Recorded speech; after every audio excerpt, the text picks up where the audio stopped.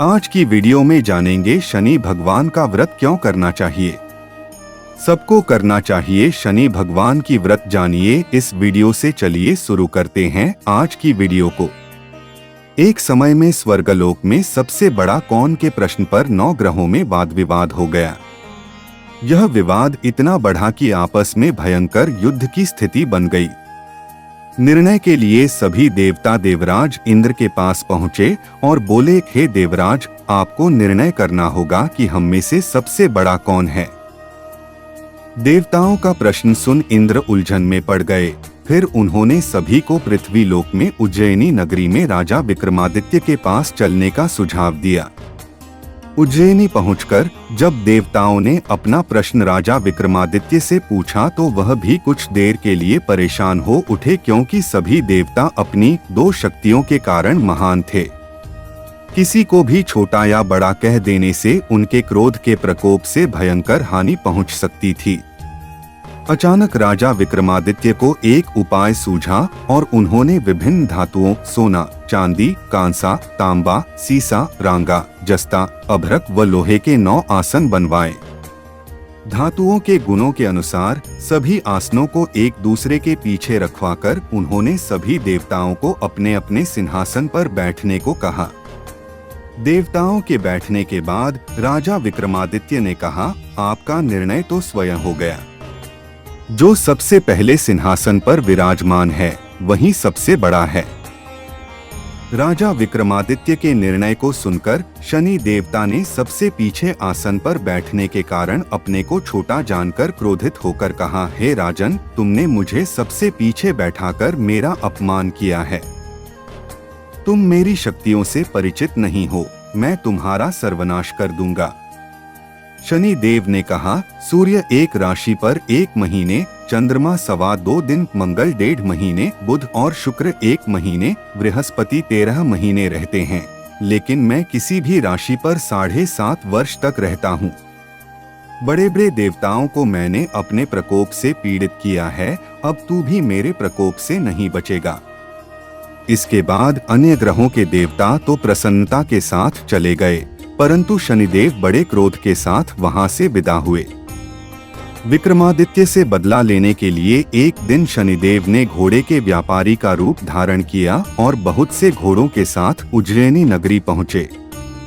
राजा विक्रमादित्य ने राज्य में किसी घोड़े के व्यापारी के आने का समाचार सुना तो अपने अश्वपाल को कुछ घोड़े खरीदने को भेजा। घोड़े बहुत कीमती थे।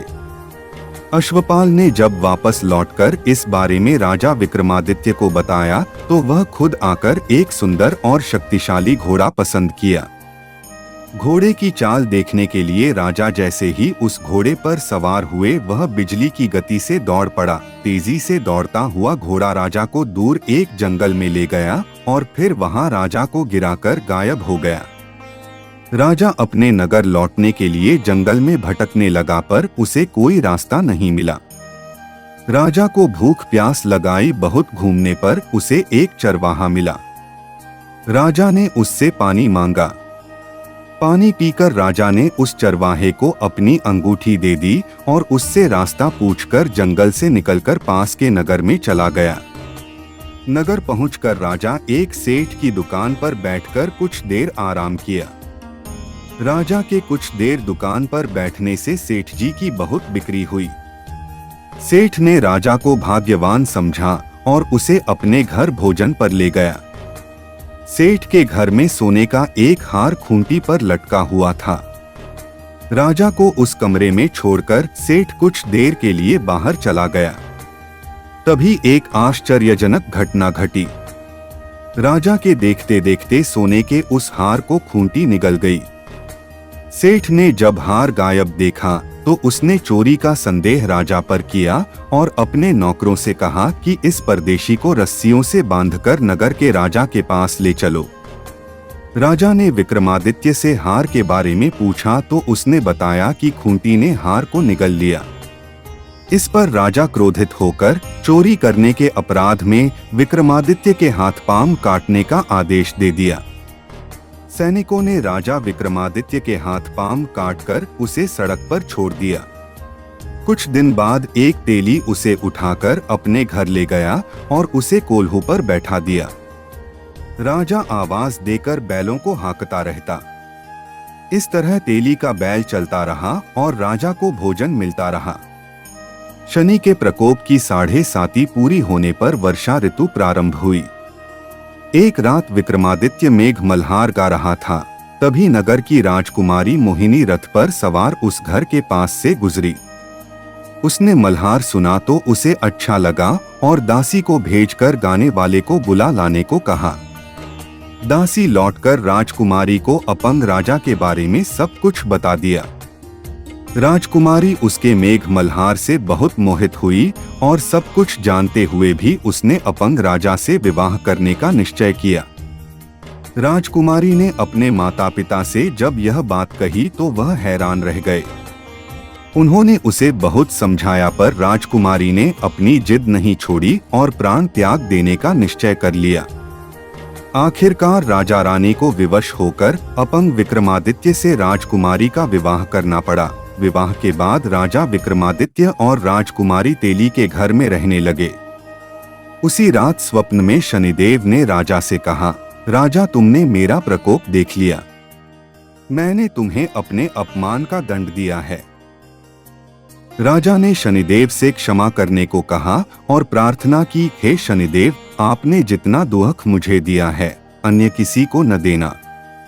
शनिदेव ने कहा, राजन, मैं तुम्हारी प्रार्थना स्वीकार करता हूँ।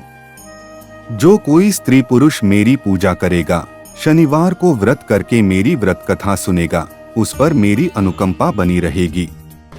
प्रातःकाल राजा विक्रमादित्य की नींद खुली तो अपने हाथ पांव देखकर राजा को बहुत खुशी हुई। उसने मन ही मन शनिदेव को प्रणाम किया। राजकुमारी भी राजा के हाथ पांव सलामत देखकर आश्चर्य में डूब गई। तब राजा विक्रमादित्य ने अपना परिचय देते हुए शनिदेव के प्रकोप की सारी कहानी सुनाई। इधर सेठ को जब इस बात का पता चला तो दौड़ता हुआ तेली के घर पहुंचा और राजा के चरणों में गिरकर क्षमा मांगने लगा। राजा ने उसे क्षमा कर दिया क्योंकि यह सब तो शनिदेव के प्रकोप के कारण हुआ था। सेठ राजा को अपने घर ले गया और उसे भोजन कराया। भोजन करते समय वहां एक आश्चर्य घटना घटी। सबके देखते देखते उस खूंटी ने हार उगल दिया। सेठ जी ने अपनी बेटी का विवाह भी राजा के साथ कर दिया और बहुत से स्वर्ण आभूषण, धन आदि देकर राजा को विदा किया। राजा विक्रमादित्य राजकुमारी मोहिनी और सेठ की बेटी के साथ उज्जैनी पहुंचे तो नगरवासियों ने हर्ष के साथ उनका स्वागत किया। अगले दिन राजा विक्रमादित्य ने पूरे राज्य में घोषणा कराई कि शनिदेव सब देवों में सर्वश्रेष्ठ हैं। प्रत्येक स्त्री पुरुष शनिवार को उनका व्रत करें और व्रत कथा अवश्य सुने। राजा विक्रमादित्य की घोषणा से शनिदेव बहुत प्रसन्न हुए।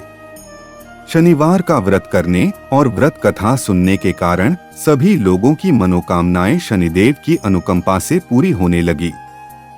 सभी लोग आनंद पूर्वक रहने लगे। चैनल पर नए हैं तो चैनल को सब्सक्राइब जरूर कर ले। हमारे चैनल पर ऐसे ही वीडियो आपको आगे भी मिलती रहेगी।